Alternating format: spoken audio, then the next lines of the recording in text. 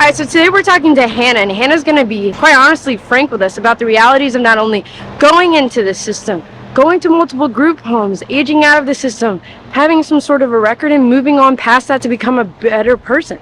She is a story of resilience, a story of what you can do when you reach out to the right people, and she also has so many life lessons that I cannot wait for you all to hear.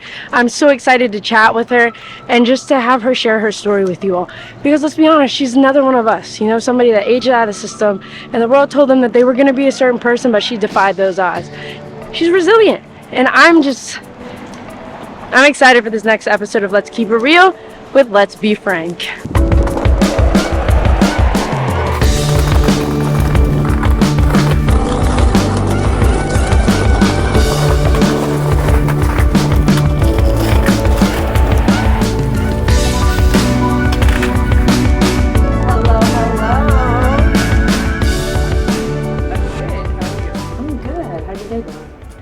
I'm here.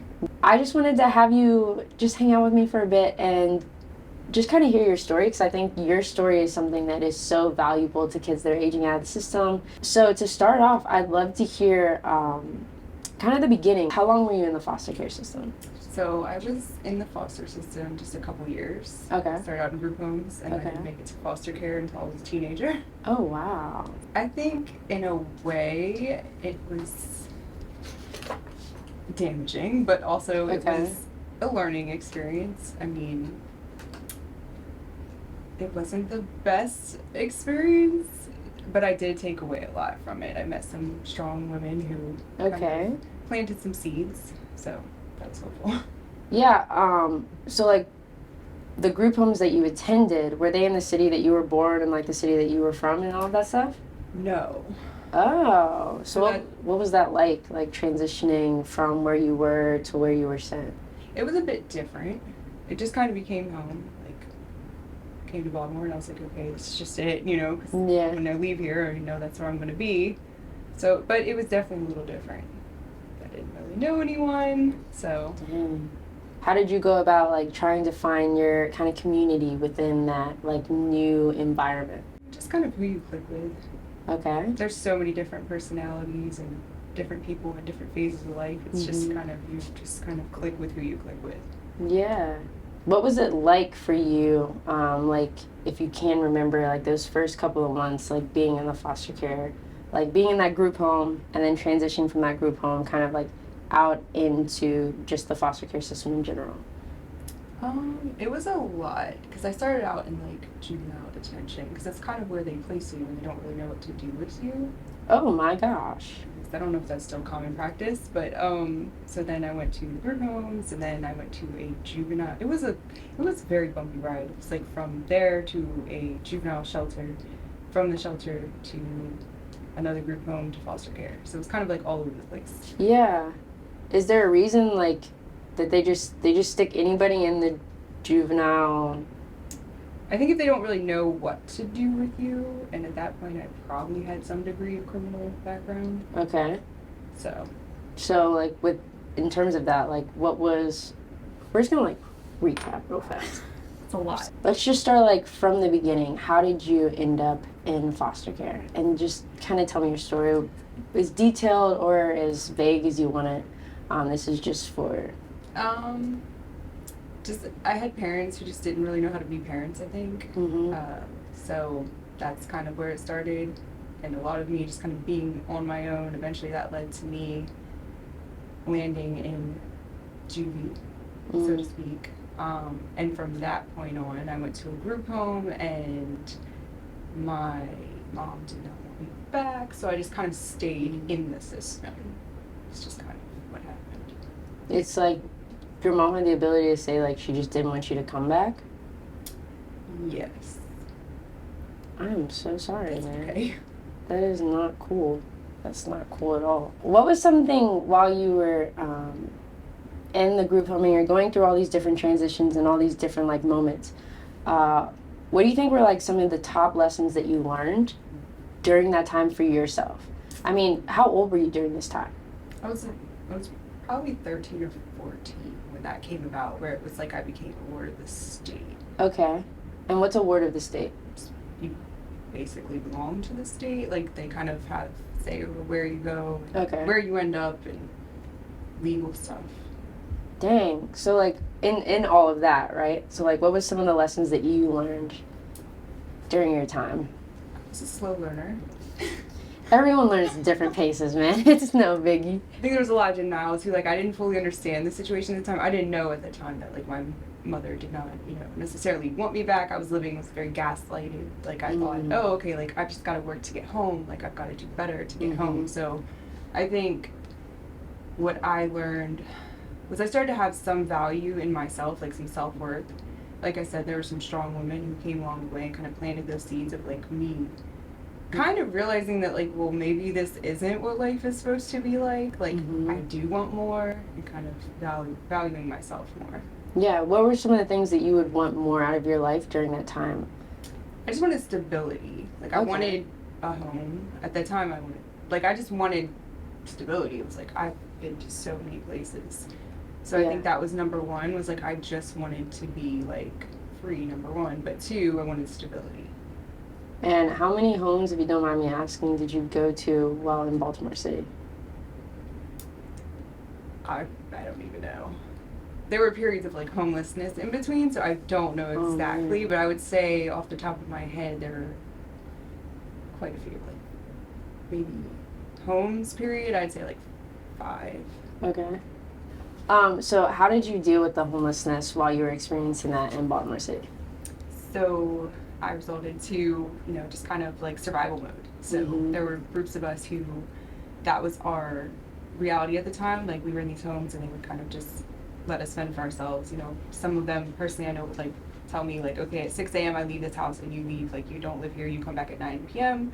So we ran the streets, and that ended ultimately with me landing myself in prison at 19. Oh my gosh. So definitely some survival mode there. Yeah. I'm guessing like the people that locked the house were the group home people. No, those were foster parents. Foster parents? Yeah, so there were some good ones and there were some not good ones. They weren't all bad. There was definitely, my last one was amazing, so. Yeah, and do you feel like the last foster parent that you had really helped you? She did. How did she help you? So her name was Miss Keela. Aww. And so she took me in with like no one in their right mind would have. Like, yeah. She's just like, no, you're coming here. And she like made me step outside myself. Like for me at that point, I'm used to being like locked out of the house, like fending for myself. And she's like, oh no, we're having a cookout today. Like you got to stay home. And I'm like, you want me here? Like it was just shock factor. And like she was very big on like doing trips and stuff. So she would always include us, not just her real child. She'd be like, oh no, I got us tickets. We're going here or there. She took me to get a haircut. Like she bought me clothes. I don't know. She was just a really good person. Like what led to going from her house into prison, and then like what was that transition like, and kind of how did your mindset shift during that? So my stay with her was a bit short-lived because the agency that I was with no longer wanted to have me, basically. Like I had done some, I was a menace, so rightfully so. But she stayed involved in my life, like she, with no reason to. I mean, I wasn't even part of like the agency or anything anymore, and she just followed me right along. So after I was removed from her house, I ended up in a group home, and I would go to her house on weekends, so it was cool. That's dope. I know, she just stayed in my life. She was a really good person, so she would come pick me up every weekend. But at that point, again, I was already like headed down this path, and like she had her own battles, like she had cancer, so like she had a lot going on, but she stayed involved. But I think at that point, like nothing would have changed the trajectory for me, because I was just like, okay, I've got to do what I got to do. Yeah, for sure. When you like went into when you were arrested at 19, what was like that transition and like that part of your life moving kind of forward? What was that like? Sadly, I just feel like all of my experiences between like the group homes and like foster care and juvenile jail, like they just kind of like prepared me for that. Like that was just to be expected, like you're just like, oh, okay, this is where everyone said I would be, so cool, I'm here. you know, so it wasn't like some big shock factor. I just kind of had that realization when I was in prison, and like, you know, I'm spending my 21st birthday in prison, not like celebrating, that I was like, okay, like, this is just not what I want. And like, it's a revolving door, you know, you see this broken system and you see people just coming back and back again and again. I was like, that will not be me. And so what did you do when you got out? So I bounced around for a while, like couch to couch and that kind of thing. And then I met someone, oddly enough, who I had met in jail, who I had a close relationship with, and they were just like, hey, come run a room for me. And I just like worked. Any job. I worked at 7-Eleven, you know, I'm like, Heck whatever yeah. I can do, the next right thing. Like, that was my kind of motto. Like, if I do the right thing, the next right thing will follow. Okay. So. And then with the next right thing, how did you get from where you were at 19, 21, you get out of prison, to where you are now? By accepting help, for one. So, Okay. like, knowing that, like, I'm not, like, reaching out to people instead of, like, okay, I always had this mentality of, like, I'm on my own. Because I essentially was on my own. Like, the people that were put on this earth and brought me into this earth, who were supposed to be there, were not. So, to me, I took it on as, like, I have to do everything myself. And, like, that's just not true. It's like, there's so many resources. There's so many people that will help and can direct you if they can't help. So, it definitely took just accepting the help, I guess. With like hearing your story and everything like that, what is something that you wish you would have known coming out of the system? Therapy's not bad. Amen. Because, like, I always had this, like, negative connotation of therapy. It's just, like, it's a bad thing. Or, like, if you go to therapy, like, you're crazy. Like, no, like, most of us in the system have been through real trauma. Like, and we don't know what to do with that or how to process that. And it manifests in other ways. And if you just come at it head on, there's a lot less residual trauma if you just deal with it. Heck yeah. Therapy. I'm all for it. Get therapy. It's number one. I needed someone to help me, and thankfully there was someone who did, but, like, help me understand that, like, I was not the problem. I think, you know, we take on this mentality of, like, I'm so bad, nobody wants me, or, like, you know, I'm the problem, and, like, I mean, it ultimately, a lot of times, it's the failure of the parents or the inability, be it their fault or not, you know, some people just simply aren't capable, or that's just what they know, but, like, I took that on, like, that was just me, where it's like, I'm just a bad person.